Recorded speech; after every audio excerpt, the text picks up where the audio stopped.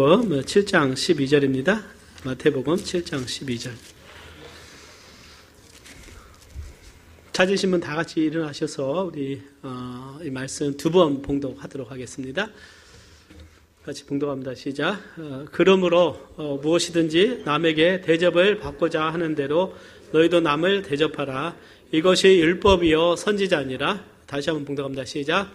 그러므로 무엇이든지 남에게 대접을 받고자 하는 대로 너희도 남을 대접하라. 이것이 율법이요 선지자니라. 아멘. 오늘은 마태복음 강의 23번째입니다. 인간관계의 황금률이라는 제목을 가지고 함께 말씀 나누겠습니다. 굉장히 중요한 말씀입니다. 중요한 말씀이기 때문에 오늘 또 하나님 은혜가 말씀을 통해서 있기를 원합니다. 다 같이 우리 고개 숙여서 기도하겠습니다. 아버지 하나님, 우리를 사랑하셔서 은혜 주시는 그 사랑을 감사합니다. 늘 부족하고 연약해서 때로는 우리가 자아중심적이고 남을 배려하기보다 내 위주로 내 생각대로 우선순위를 나로 삼았던 그런 모습들을 주 앞에 이 시간 고백되어지고 하나님 말씀을 통해서 우리 자신들을 주님 돌아보기를 원합니다.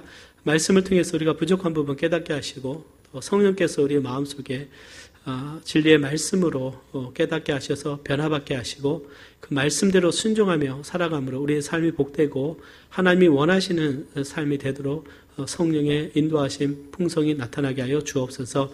온전히 이 시간을 주님께 의뢰합니다. 하나님의 영광이 정말 이곳에 가득 채워 주옵시고 우리가 진심으로 하나님께 나가는 그 믿음을 하나님 부시옵소서. 예수님의 이름으로 기도드리옵나이다. 아멘. 황금률입니다. 인간관계의 황금률. 무엇이든지 남에게 대접을 받고자 하는 대로 너희도 남을 대접하라. 이것이 율법이요 선지자니라. 이런 말씀했습니다. 왜 이 구절을 황금률이라고 하냐면 로마 제국의 24대 황제인 세베루스 알렉산더가 있었는데요. 이 말씀을 금 장식으로 해가지고 벽에다 딱 붙여놨습니다. 금으로 해가지고, 왜냐하면 이것이 살아가는데 가장 중요한 원리다. 그것을 왕이 로마 황제가 발견을 한 거예요. 그래서 이것보다 더 좋은 말씀은 없다. 그래서 그걸 금으로 해가지고 자기 그 사무실에 딱 놔가지고 이제 이것이 명칭을 얻게 됐습니다. 너희가 남에게 대접을 받고자 하는 대로 너희도 남을 대접하라. 그래서 이것을 황금률, 골든룰이라고 합니다. 따라서 골든룰. 그냥 규칙 정도가 아니라 이건 황금 규칙입니다. 황금 규칙. 그래서 오늘 이 말씀을 가지고 함께 나누자고 합니다. 유대교의 유명한 랍비였던 힐렐이라고 하는 사람이 있어요. 힐렐 학파를 만들었는데 토라의 핵심 메시지가 뭐냐? 토라라고 하는 구약의 말씀이죠. 모세오경을 의미하는데요. 거기 핵심 메시지가 뭐냐 할 때 힐렐은 이런 말을 했어요. 내 자신이 싫어하는 일은 타인에게도 하지 마라. 네가 싫어하는 일은 남에게 시키지 마라. 네가 증오하는 일, 정말 미워하는 일은 남에게도 하게 하지 마라. 그 말씀이죠. 자, 주님께서는 구약을 두 가지로 압축하셨어요. 하나님을 사랑하고 내 이웃을 내 몸과 같이 사랑하라. 하나님을 어떻게 하라고요? 사랑하고 내 이웃을 내 몸과 같이 사랑하라. 이것이 율법과 선지자라고 말씀을 하신 것이죠. 오늘 이 산상수훈의 말씀의 핵심은 너희가 다른 사람에게 대우를 받고 싶은 만큼 다른 사람을 대우를 하라는 것이죠. 오늘 이 말씀이 오늘 우리의 삶에 정말 중요한 가치로서 여겨지기를 원합니다. 왜냐하면 우리는 하나님의 사람으로 살아가고 또 그리스도인으로 살아가고 있다는 것이죠. 우리 안에 있어서 가장 본질적인 문제는 뭐냐면 에고라고 하는 것이에요. 에고라고 하는 거. 자아입니다. 그래서 제가 리고론 목사님 이런 말씀에 제가 엊그제 글을 읽었는데 목회자가 진짜 하나님 앞에 쓰임받기 시작할 때는 10년이 신학교에 나와서 10년이 지나야 된다. 그 이유가 뭐냐면 신학교에서 그동안 쌓였던 에고, 즉 자아가 없어지는, 사라지고 진정 하나님 의지하기 시작할 때가 목회하고 10년이 지날 때부터라는 거예요. 그런 것입니다. 저에게 하는 말이에요. 자, 그 의미는 뭐냐면 우리 안에 보이지 않는 자아가 있다는 거예요. 내 중심적이다. 미국의 방침이 지금 아메리칸 퍼스트잖아요. 미국 우선주의. 이것도 사실은 성경적인 원리하고는 맞지는 않죠. 하나님의 축복을 나누고 많이 베풀었을 때 하나님이 축복하시죠. 하나님께서 미국을 어떤 세우신 특별한 이유가 있을 것인데 하나님의 뜻을 쫓아가는 것이 맞다고 믿습니다. 자, 오늘 우리는 하나님 앞에서 우리가 다른 사람, 내 가족, 가까운 내 가족을 시작을 했어요. 또 내 교회에서는 지체들이 있습니다. 또 직장에 가면 내 직장 동료가 있고 사업장에 내 상사가 있고 또 내 부하 직원이 있을 수 있어요. 중요한 것은 모든 사람들을 향해서 내가 존중을 받고 싶은 대로 남을 존중하고 또 내가 대접을 받고 싶은 대로 남에게 대접을 하라는 것이죠. 내가 받고 싶은 그 정도 수준이 있다면 그 이상으로 하라는 것입니다. 어떻게 하라고요? 남을 예우를 하라는 것이죠. 여러분들 우리 존중받기를 원합니까? 그러면 다른 사람은 어떻게 해야 되겠어요? 존중을 해야 됩니다. 자, 옆 사람 한번 존중하고 참 당신 멋집니다. 한번 인사 한번 해볼까요?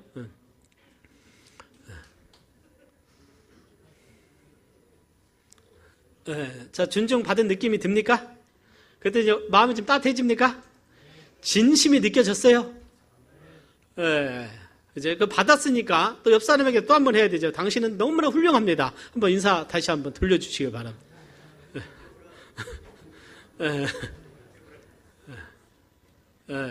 좋습니다. 그런데 굉장히 중요하죠. 단순한 어떤 원리지만 우리가 잊고 사는 것이 대접을 받고 싶은 대로 남에게 대접하라. 이것이 주님께서 말씀을 하신 거예요. 자, 첫 번째는 제가 말씀드리고 싶은 것은요. 우리가 싫어하는 사람에게 싫어하는 것은 다른 사람에게 하지 말라는 것입니다. 우리는 하나님의 형상대로 지음을 받았습니다. 어떤 사회적인 관계 속에서 살아가기 때문에 우리가 존중을 받기도 하고 또 때로는 수치와 모욕을 당하기도 합니다. 때는 이유 없이 그런 어려움을 당하기도 하죠. 근데 어떤 다른 사람의 인격을 함부로 모독하고 또 함부로 그 어떤 신체의 상해를 가하면 사회에서는 어떤 법으로 제재를 하기도 하고 또 사회 관계 속에서 어떤 오히려 그것이 그에게 해로 돌아오게 됩니다. 우리는 정말 인격적인 존재라는 사실을 우리는 인식할 필요가 있어요. 우리는 인격적인 존재입니다. 하나님의 형상대로 지음받은 하나님의 인격을 가지고 우리는 살아갑니다. 자, 하나님 앞에서도 우리가 하나님을 존중해야 됩니다. 그래서 성경에 보면 홈리와 비느하스가 하나님 앞 성전에서 하나님을 모독했어요. 그리고 하나님께 드리는 제사를 모독을 했습니다. 즉 우리로 말하면 예배를 함부로 해버리는 거예요. 예배 시간에 어떻게 딴짓하고 예배를 제대로 안 드리는 거예요. 하나님께서 이런 말씀하셨습니다. 나를 존중히 여기는 자를 내가 존중히 여기고 나를 멸시하는 자를 내가 경멸히 여기리라. 저는 이 말씀을 참 좋아합니다. 하나님을 예우해드리면 하나님이 우리를 어떻게 해요? 예우해 주시겠다는 거예요. 하나님이 우리를 존중해 주시겠다는 것입니다. 그래서 하나님께서 엘리의 가문을 하나님께서 멸하셨어요. 왜요? 하나님의 이름을 욕되게 했습니다. 그래서 사무엘을 하나님께서 높이셨어요. 하나님이 다윗을 높이셨습니다. 다윗은 하나님을 사랑하는 자였어요. 우리가 하나님 앞에서 정말 하나님을 경외하고 하나님을 존중히 여기는 그 삶을 살아가기를 원합니다. 이것이 바로 지혜의 근본이라고 또 잠언서에는 말씀을 하고 있습니다. 우리가 다른 사람의 관계 속에서도 우리가 다른 사람을 존중하게 되면 존경을 받게 됩니다. 그러나 다른 사람을 멸시를 하게 되면 수치가 나에게 돌아오게 된다는 것이죠. 그래서 다른 자신이 싫어하는 행동, 내가 받기를 싫어하는 행동은 다른 사람에게도 하지 말아야 되는 거예요.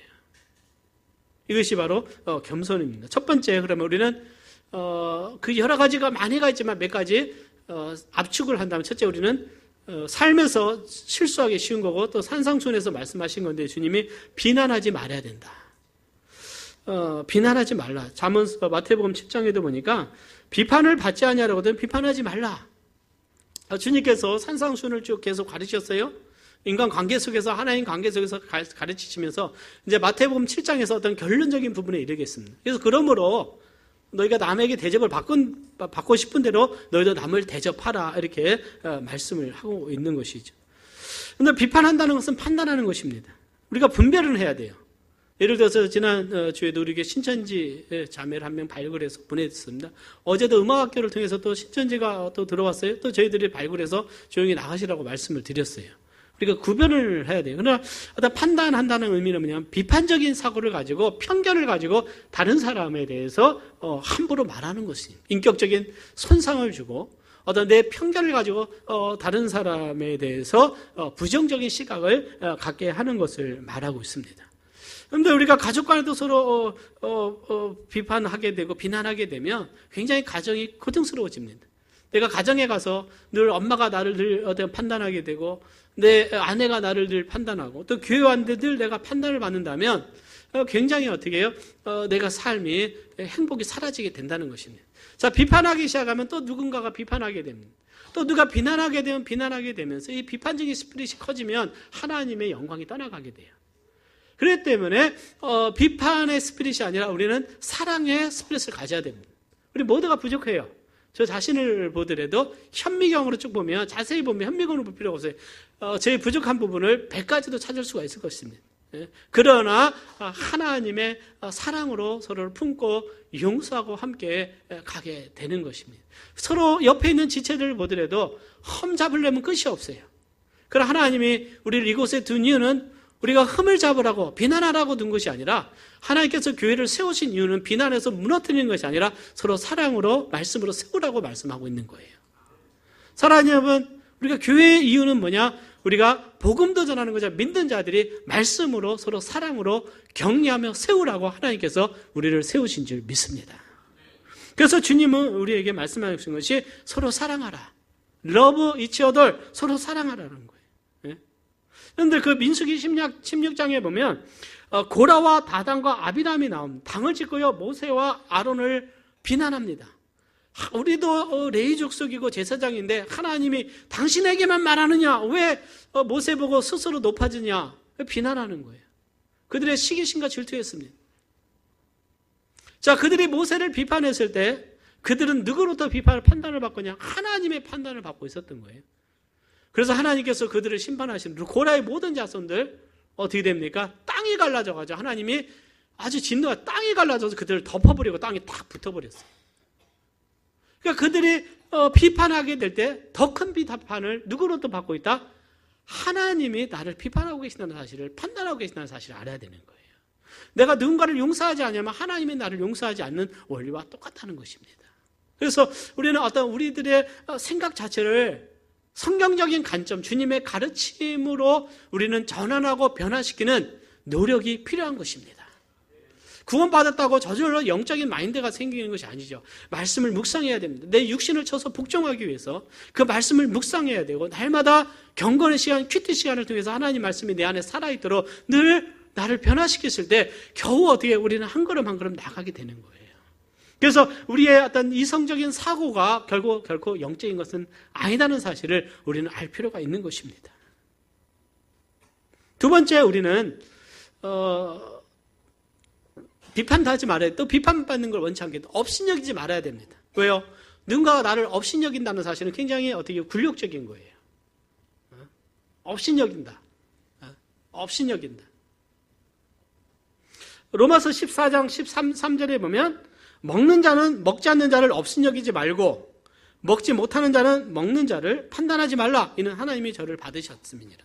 자, 누군가는 판단해요. 누구는 업신여깁니다. 먹는 자라는 것은 뭐냐면 음식을 잘 먹고 잘 못 먹고 너는 못 먹으니까 내가 너를 업신여기다 그런 의미가 아니라 로마 교회에 그 이방인과 유대인들이 함께 하나가 돼서 로마 교회를 세웠는데 이방인들은 음식에 자유함이 있었어요. 자, 하나님이 모든 걸 창조하셨으니까 자유롭게 먹을 수 있다. 유대인들은 그들 배경이 어떤 율법적이었기 때문에 부정과 긍정적인 부정 음식, 정결한 음식에 대해서 사실 그들이 자유하면 어떤 그 죄 짓는 것 같아요. 불순종하는 것 같습니다. 그래서 그 부분에 대해서 아주 영적으로 저들이 어떻게 무지했습니다.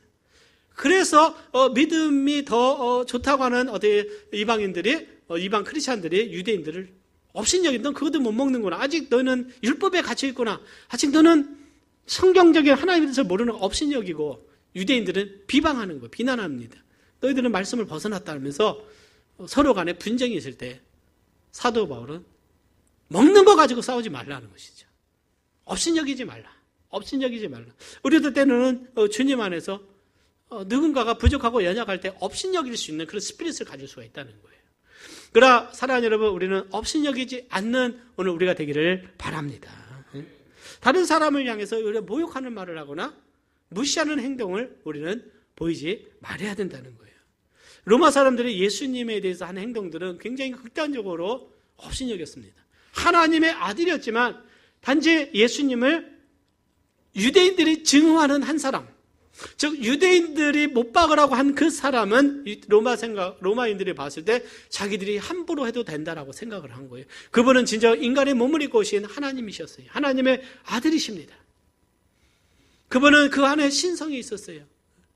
그리고 우리를 위해서 십자가에 죽으시는 하나님의 독생자였어요. 그러나 그들은 그것을 알지 못했습니다. 자기들이 못 받고 채찍질하는 자를 누군지 몰랐어요. 그래서 예수님을 회령하고 무릎을 꿇고 옷을 벗기고 가시면류관을 엮이고 채찍질하면서 유대인의 왕이여 평안할지어다. 막 때리고 침을 뱉으면서 유대인의 왕이여 평안할지어다. 굉장히 모욕하는 거잖아요. 그리고 십자가에 못 박으로 끌고 나갔다 말씀하고 있어요. 자, 예수님은 굉장히 모욕을 당했습니다. 수치를 당하셨어요. 자, 그러면 예수님이 동일하게 그들을 향해서 모욕하고 욕했냐? 그러지 않았다는 것입니다. 그들은 무지 중에서 죄악 가운데 그렇게 했다는 거예요. 우리가 하나님을 알고 하나님의 은혜를 안다면 우리는 누군가를 향해서도, 특별히 하나님의 사람들을 향해서, 한 그리스도인을 향해서, 지체들 향해서, 또 같은 가족을 향해서 함부로 말하거나 업신여기는 일을 하지 않게 되리라고 믿습니다. 주님께서 이런 말씀하셨어요. 내가 진실로 너에게 이르노니 너희가 여기 내 형제 중에 지극히 그 작은 자 하나에게 한 것이 곧 내게 한 것이라. 여러분들, 우리 교회에서도요 지극히 작은 자가 있습니다.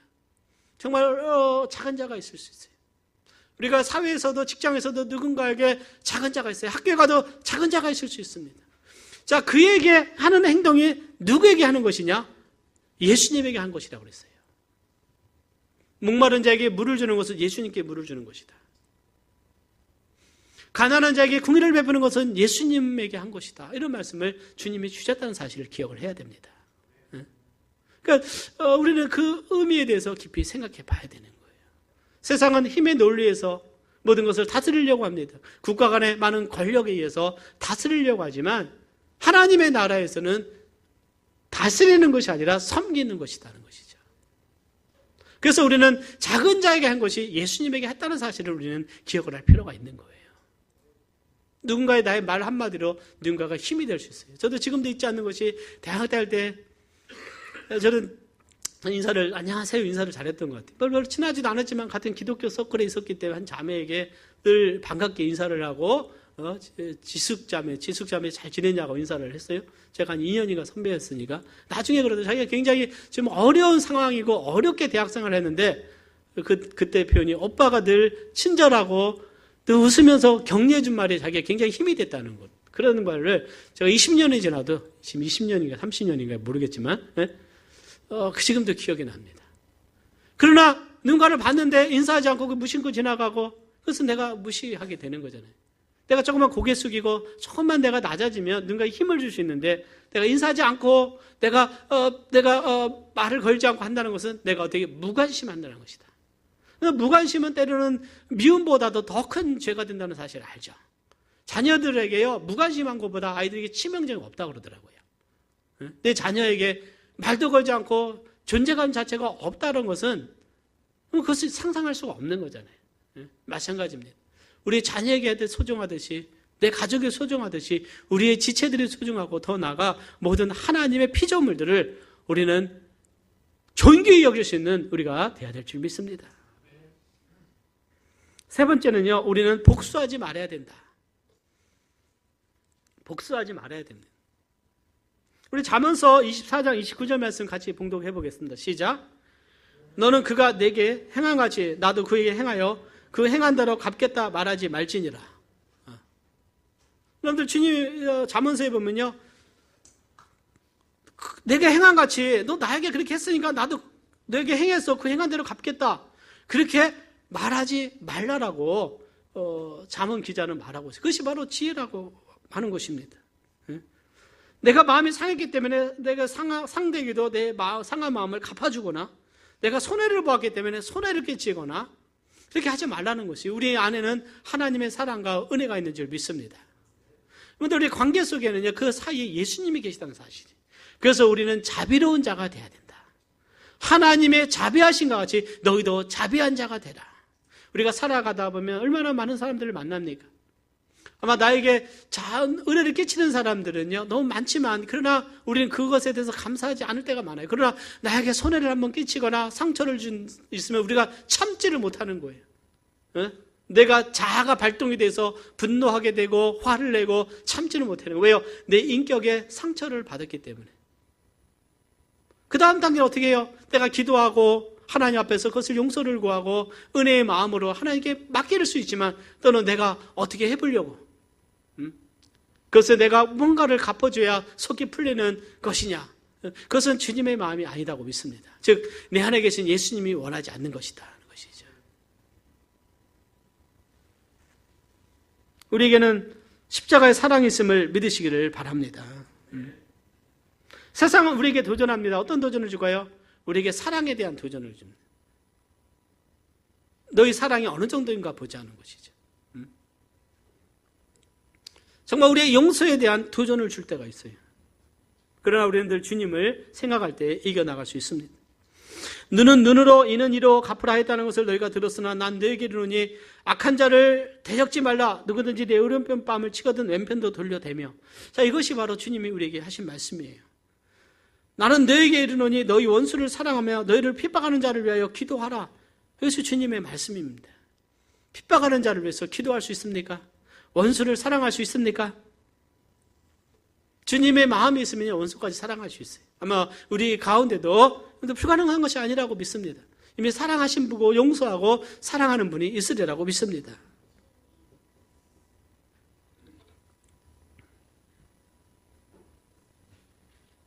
선한 사마리아인 보게 되면 그 이야기가 특별한 이유 중에 하나가요, 예루살렘에서 여리고로 가다가 강도를 만나 거반 죽게 되었어요. 자, 거기에 제사장이 지나가고 레위관이 지나간, 그들은 유대사에서 영적으로 존경받는 자들이었는데 그는 그 죽어가는 자를 피해서 갔어요. 그러나 사마리아인은 지나가면서 그를 어떻게 감싸주고 상처를 싸매주고 주막으로 데려가서 여비를 주면서 돌봐주게 합니다. 자, 선한 사마리아인은 사마리아 사람이라는 것은 유대사회에서는 배척받는 인물이었고요, 그들이 개같이 여겼어요. 상정할 수 없다, 부정한다다. 즉 그들을 가까이 하는 것은 부정타는 거예요. 그래서 그 마을로도 지나가지 않았습니다. 그러나 이 선한 사마리아인은요, 자신을 희생하면서 그를 돌봐주고 살려주다는 거예요. 즉 자신에게 자기가 당한 것에 대해서 보복한 것이 아니라 어떻게 합니까? 그것을 편견을 극복하고 자기가 감당해야 될 오히려 사랑을 베푼 모습을 보게 됩니다. 때로는 우리 안에 사마리아인처럼 어떤 편견에 의해서 상처가 있을 수 있어요. 내가 사회에서 어떤 인정받지 못하는 거에서, 때로는 내가 어떤 성공하지 못하는 거에 대해서, 또는 누군가로부터 내 인정받지 못하는 거에 대해서 어떤 세상을 향해서 내가 분노가 있을 수 있습니다.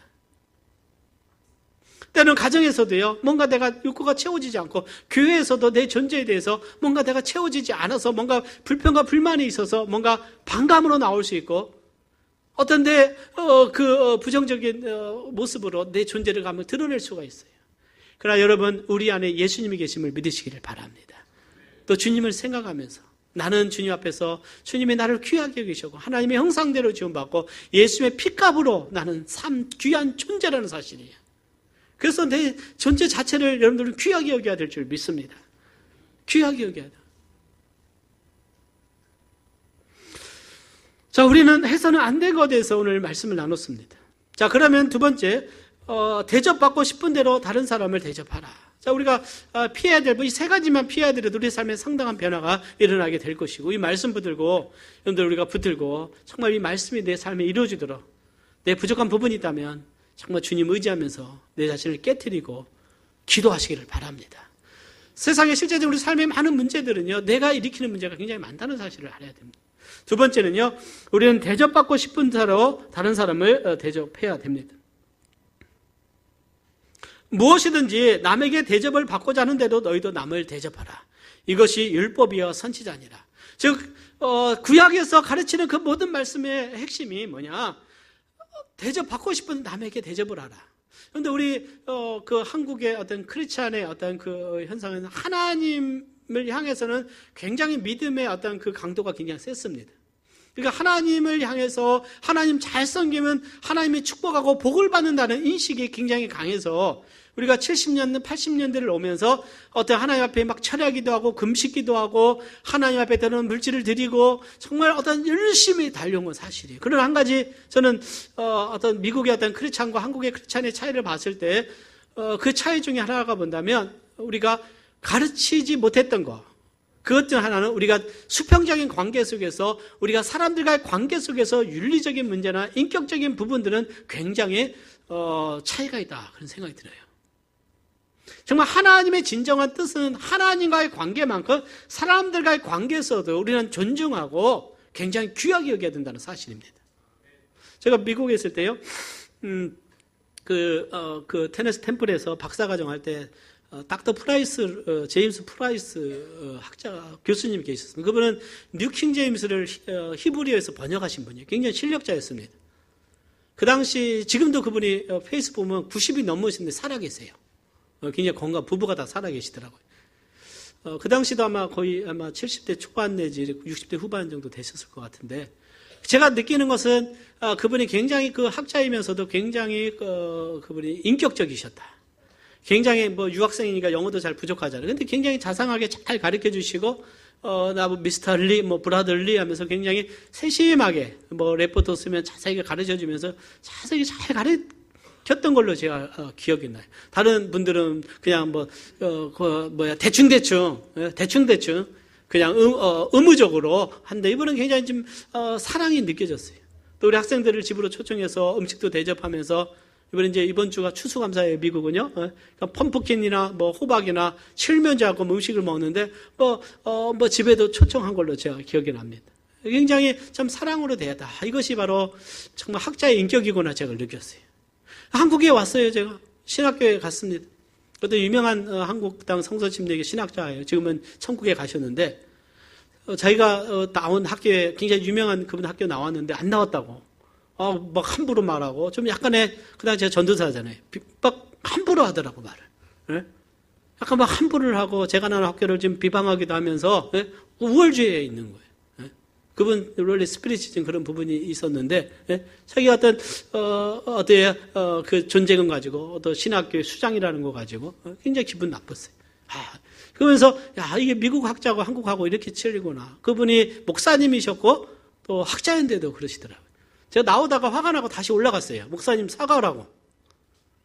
그렇게 말한 거 사과라고. 사과를 받고 왔습니다. 얼마나 마음이 안 좋았다며. 예? 그 당시에 전도사지만 저도 눈에 보이는 게 없잖아요. 예? 젊었을 때고. 예? 예? 그 학교를 내가 다녀본 적도 없고 그 제자도 아닌데 무슨 관계 속에서 나에게 그런 말을 할 자격이 있냐 하면서 좀 따졌어요. 그랬더니 그분이 사과를 했습니다. 그걸 보면 한 가지예요. 예? 그러니까 오늘 한국에 많은 그 문제들이 이런 관계 속에서 오는 함부로 대하거나 또 윤리적인 부분에서 파생되는 문제가 굉장히 크다는 것입니다. 때로는 교회 안에 많은 문제들이 갈등들이 교리적인 문제가 아니라 다 인간적인 갈등에 의해서 교회가 상처를 받기도 하고 때로는 나눠주기도 하고 어려움에 빠지는 것들을 보게 굉장히 그것은 하나님에 대해서는 알지만 이 말씀하신 대로 내가 대접을 받고 싶은 분들은 남을 대접하는 부분에서는 이 부분에서는 말씀에 순종하지 않는다는 거예요.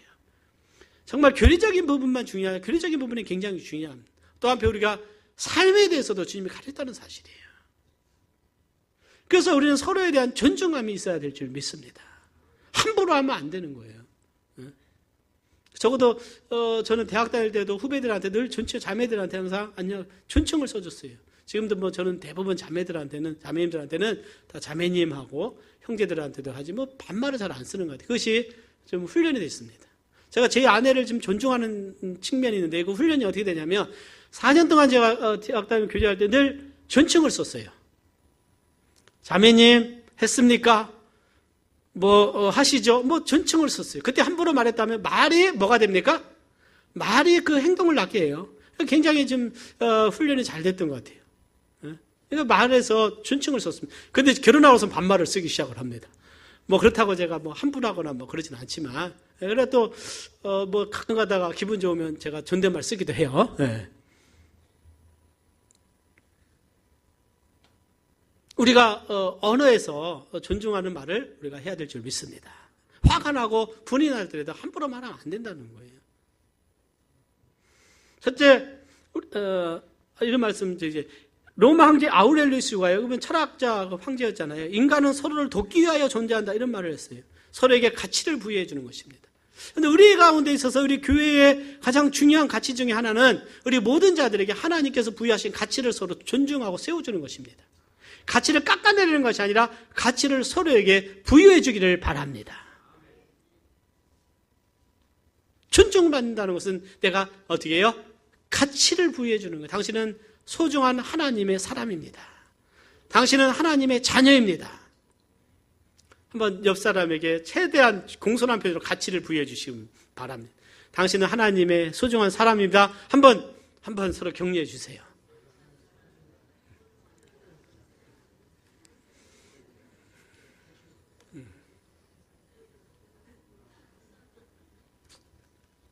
네. 자, 예배 시간뿐만 아니라 여러분들 어떻게 해요? 예배 끝나고 난 후에라도. 첫째, 우리는 서로 다른 사람을 존중해야 됩니다. 형제를 사랑하여 서로 우애하고 존경하기를 서로 먼저 하며 존경하라. 상대의 때로는 생각을 존중하고요. 감정을 존중하고 존재에 대해서 인정해주고 그것을 세워주는 것입니다.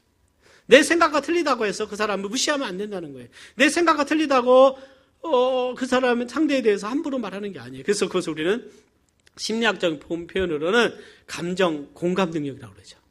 다른 사람의 감정을 공감해 줘야 된다. 상대의 아픔을 내가 공감하는 거예요. 상대의 아픔을 내가 이해를 하는 것입니다. 그래서 나도 같이 아파하는 거예요. 이번에 저희 딸 수험 치러보니까 수험생의 마음이 제가 더 공감이 됐어요. 그날 저녁에 굉장히 저희 집안은 아무도 말하지 않고 정막이 흘렀습니다. 정막이 흘렀어요. 누군가 말하는 순간에 이것은 잘못될 수가 있기 때문에 우리 유빈에게도 특별 지시가 절대 언니에게 말하지 마라. 저도 그날은 집에 늦게 들어 말도 하지 않고. 이것이 고3이구나. 고3의 그런 모습이구나. 때는 우리의 삶에 대해서요, 때는 상처와 아픈 고난은요, 다른 사람의 아픔을 공감해주게 하시는 하나님의 섭리가 있어 믿으시길 바랍니다. 아픔을 당하지 않은 사람은 다른 사람의 아픔을 몰라요. 고통당하지 않은 사람은 다른 사람의 고통에 대해서 알지 못합니다. 제가 처음에 32살에 목회를 시작할 때 별로 고통 당해보지 않았잖아요. 성도님들의 많은 아픔이나 또는 어떤 그런 인생의 희노애락에 많은 그런 연민들을 별로 공감을 못했죠. 그냥 지식적이었죠. 그러나 같이 이제 어느덧 20년 정도 세월이 흘러가다 보니까 그냥 인생이 뭔지 그냥 아는 거죠. 또 우리 떠난 우리 목사님 또 사에게 또 여러 가지 당할 때 그냥 좀 조언도 줄 수가 있고, 조언도 줄 수 있고, 약간 교제도 해주면서 도와줄 수도 있고. 그러나 핵심은 우리는 다른 사람을 존중하는 마음으로 우리는 항상 가져야 됩니다. 오직 겸손한 마음으로 각각 자기보다 남을 낮게 여기라고 그랬어요. 남을 낮게 여길 수 있는 우리가 되기를 바라고, 특별히 우리는 모든 사람을 존귀한 자로 되어야 되는 힘 있는 자나 힘 없는 자나 부유한 자나 가난한 자나 어른이나 어린이나 모두를 귀하게 여기시기를 바랍니다. 귀하게 여겨야 돼요. 존귀한 자를 존귀한 자로 우리는 여겨야 될 줄 믿습니다. 두 번째는요, 우리는 다른 사람을 사랑해야 됩니다. 우리가 가장 행복할 때는 사랑을 줄 때와 사랑을 받을 때입니다. 때로는 사랑을 줄 때, 사랑하는 사람에게 사랑을 줄 때는 부모는 더 행복하죠. 그래서 사랑을 받을 때는 굉장히 행복을 느끼고 자존감도 높아집니다. 그래서 어릴 때부터 아이들이 사랑을 받고 자라는 것이 굉장히 아이들 성장에 굉장히 중요합니다. 무엇과도 대체할 수 없는 것이죠. 그 사랑은요, 대체될 수가 없는 것이죠. 하나님 우리를 지으실 때 사랑할 수 있는 능력을 주셨습니다. 그리고 사랑을 받아야 하는 필요를 주셨어요. 나는 사랑을 할 수 있는 능력도 있고 필요가 있습니다. 그러면 나 혼자 사랑을 어떻게 해요? 채우고 받는 것이 아니라는 거예요. 지난번 또 해외 특별 보니까 어떤 사람이 결혼을 했는데 혼자 결혼, 나홀로 결혼식. 배우자를 찾다가 포기해서 나 혼자 결혼식을 하더라고요. 어떤 사람은 홀로그램 그런, 그죠? 이제 다음에는 보면 이상한 사람 많이 나타나는데 AI 인공지능하고도 아마 결혼한 사람이 있을 것 같아요. 그 사랑을 주고받을 수 있는 건 아닙니다. 그러니까 사랑은 서로 주고받는 거예요. 사랑을 줄 때 사랑이 돌아옵니다. 제가 제 아내를 사랑하는 이유는 사랑을 해야만이 제가 행복하기 때문에 돌아오는 것이 뭔가 다르다는 거예요. 제가 해봤어요. 지금 제가 함부로 했을 때는 돌아오는 게 뭔가를 제가 분명히 알거든요. 네. 하나의 원리입니다. 그래서 우리는 사랑할 수 있는 능력 주셨고 사랑받을 필요가 줬는데 하나님께서 가정이라는 결혼을 통해서 사랑을 주고받게 하셨고 교회의 공동체를 통해서 사랑을 주고받게 하셔서 나는 사랑을 줄 수 있는 능력이 있고 필요가 있어요. 모든 사람들은 사랑을 받아야 될 필요가 있습니다. 그래서 공동체 가운데 거해야 돼요. 그래서 우리가 사랑을 주고받을 때 하나님이 우리 안에 거하시는 것입니다. 하나님의 은혜가 흘러넘치는 거예요. 그리고 우리의 진정한 사랑은 우리가 누구로부터 받느냐? 하나님으로부터 받는 것입니다. 하나님이 근원인 줄 믿습니다. 그 하나님은 사랑이시기 때문에 우리는 하나님께로 나가서 하나님의 본성과 나와 영적으로 연결이 돼야 돼요. 자, 여러분들 이 부분을 이해하시길 바랍니다. 하나님을 지식적으로 아냐. 그래서 지식적으로 성경에서 하나님은 사랑이시다고 말씀했어요. 그러다가 기도와 말씀을 통해서 하나님께 나아가 간구할 때 하나님의 사랑이 내 가슴 속에서 팍 터져나올 때가 있어요. 감격될 때가 있습니다. 눈물로 주님의 사랑이 느껴질 때가 있어요. 그때 진정 하나님과 내가 어떻게 만나는 순간입니다. 하나님과 나와 영적으로 어떻게 하나님의 그 본성과 나 생명과 연결이 돼야 돼요. 많은 경우는 그냥 지식적입니다. 우리가 하나님이라는 존재도 많은 경우는 지식적이에요. 그냥 인식. 여러분들의 하나님은 어디 계십니까? 여러분들의 하나님은 여러분들이 어떻게 만나고 있습니까? 여러분들에게 하나님은 어떤 존재냐 하는 거예요. 많은 경우 내가 신앙생활 할 때 그냥 예배 드렸을 때 내가 하나님께 예배 드리는지 그냥 추상적인 대상에게 그냥 앉았다만 오는지 삶 속에 하나님과 동행하는지 하나님의 말씀을 읽으면서 하나님을 만나는지 기도하면서 그 하나님 앞에 나와 기도하며 또 하나님의 책망도 받기도 하고 하나님의 은혜를 누리기도 하면서 내 기도가 하나님이 들으시는 것을 정말 인격적으로 알고 있는지 우리의 믿음이 실제적인 믿음이 되어야 될 줄 믿습니다. 그럴 때 우리의 존재가 바뀌어야 하나님의 사랑이 나를 통해서 흘러가게 되는 것이죠. 사랑은 흘러갑니다. 빛이 등불이 비쳤을 때 어두운 곳을 비치듯이 나라는 존재가 어딜 가든지 하나님의 영광이 드러나게 되어 있어요. 저는 하나님의 영광이 우리 모든 크리스찬들에게 있다고 믿습니다. 그 하나님의 영광이 드러날 때가 언제냐? 우리가요 예배할 때 드러나게 되고 내가 사랑할 때 드러나게 돼요. 하나님의 말씀에 순종할 때 하나님의 영광이 우리 가운데 드러나게 되는 것입니다. 세 번째입니다.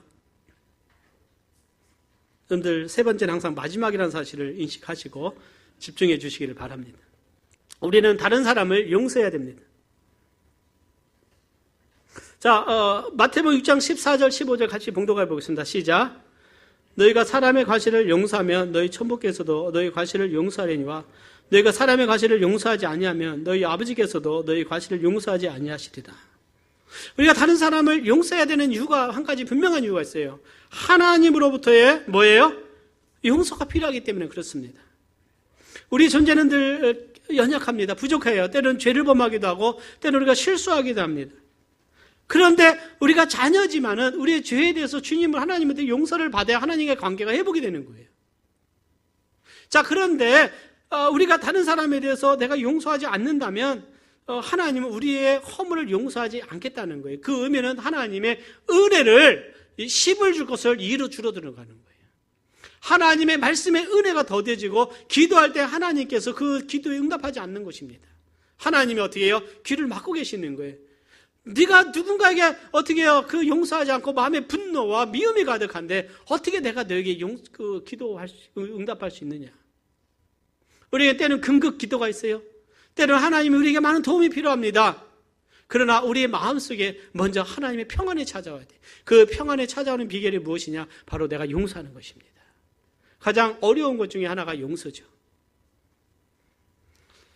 우리가 이사야서 큐티 말씀하고 있어요. 이사야서 44장에 보면 우리 같이 한번 봉독해 보겠습니다. 시작.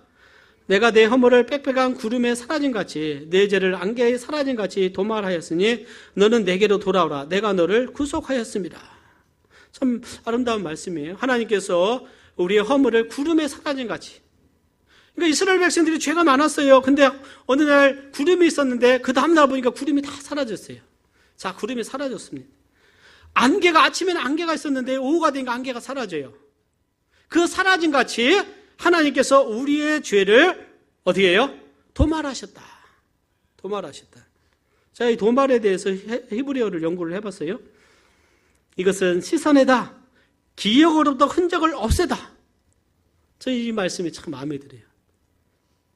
하나님께서 우리의 죄에 대해서 기억조차 하지 아니하신다는 것입니다. 하나님은 우리의 죄를 예수님의 피로 씻어 주시겠다는 거예요. 이 도말의 마하라는 히브리어 단어는요, 이 그 양피지의 글을 기록을 했는데, 글 쓰다가 얼룩이 묻거나 틀리면은 미세한 건 스펀지로 해가지고 이렇게 닦아냈어요. 얼룩이 많아지면 가죽 전체를 물로 씻어가지고 문질러서 닦아냈습니다. 그 씻어낸, 거기에서 이 마라고 하는 이 도말이라는 단어가 나오게 된 것이죠. 하나님께서 우리 안에 있는 이 죄의 흔적을 하나님께서 예수님의 피로 씻은 줄 믿습니다. 지워버리는 거예요. 출애굽기 32장 32절에 보면 모세가 주의 기록하신 책에서 내 이름을 지워버리옵소서 이렇게 기도할 때 지우다, 이것을 말하는 도말이라는 단어와 같은 의미로 사용되었습니다. 씻어서 없앤다는 것이죠. 하나님께서는 우리를 자녀로 삼아 주실 때 그 죄를 다 씻어 주셔서 받아 주셨어요. 이스라엘 백성들이 하나님을 불순종에 떠났는데 하나님께서 그들을 구속하시고 죄를 씻어 주셔서 다시 그들을 받아 주시고 그들을 바벨론에서 이스라엘 나라로 예루살렘을 다시 회복시켜 주셨습니다. 하나님이 다시 받아 주신 거예요. 다시 받아 주시기 위해서는 하나님이 죄를 어떻게 하셔야 돼요? 용서해 주셨어요. 사랑하는 여러분, 하나님이 우리의 죄를 용서하셨음을 믿습니까? 예수님의 피로 우리의 죄를 씻음을 믿습니까? 네. 하나님과 관계의 회복은요, 하나님이 우리의 죄를 씻어주셔야 돼요. 자, 우리는, 그 구원받을 때 예수님으로부터 모든 죄를 씻음을 받습니다. 자, 우리가 살아가면서 또 우리가, 하나님께 불순종하는 것에 대해서는 우리가 우리의 죄를 자백하고 고백하고 회개해서 하나님께서 우리의 죄를 어떻게 해요? 씻어주셔야 돼요. 그래야 하나님과 관계가 회복이 되고 하나님 은혜가 우리 가운데 임하게 되는 줄 믿습니다. 자, 그 다음에 우리가 알 수 있는 것은, 그러면은 다른 사람과 관계에서도 용서라는 것은 뭐냐? 이와 같이 구름이 사라지듯이, 안개가 사라지듯이 기억으로부터 사라지게 하는 것이 내가 진정한 용서라고 하는 것이죠. 이것은 하나님의 능력으로 가능하다고 믿습니다. 우리는 마음속에 어떻게 그것을 용서하기가 어려울 수 있어요. 그러나 하나님이 우리를 용서하신 같이 다른 사람을 용서해야 되는 거예요. 그 용서는 내 기억에서 사라지게 하는 것이다.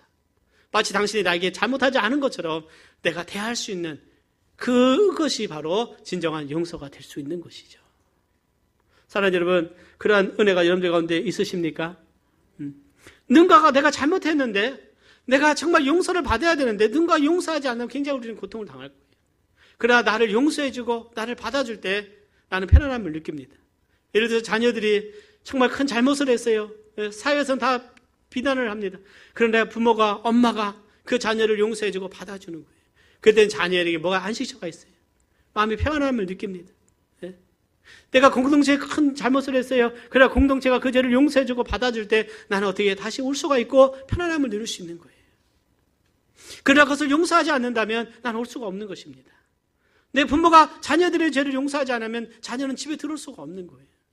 하나님이 우리의 죄를 용서하시기 때문에 우리 이곳에 와서 예배를 드리는 줄 믿습니다.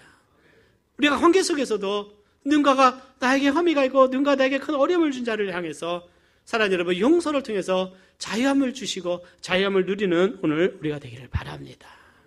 오늘 주님은 우리가 남에게 대접을 받고 싶은 대로 너희도 남을 대접하라는 그 말씀으로 오늘 우리에게 주고 계세요. 오늘 상대의 관점에서 나를 바라볼 수 있는 그런 믿음이 있으시기를 바랍니다. 이것이 바로 우리의 인격이 성숙이요 예수님을 닮아가는 귀한 삶이라고 믿습니다. 오늘 사랑하는 여러분, 정말 이제까지 믿음 안에서 여러분들 주님 믿음으로 달려오셨어요. 자, 우리가 올 한 해를 마무리하면서 이제는 관계 속에서 내가 다른 사람들이 나에게 대하는 대하기를 원하는 만큼 정말 사랑으로 대하고 존경감을 대하고 존중해드리고 사랑하고 축복하고 용서하는 오늘 우리가 되기를 바랍니다. 다 같이 우리 기도하도록 하겠습니다.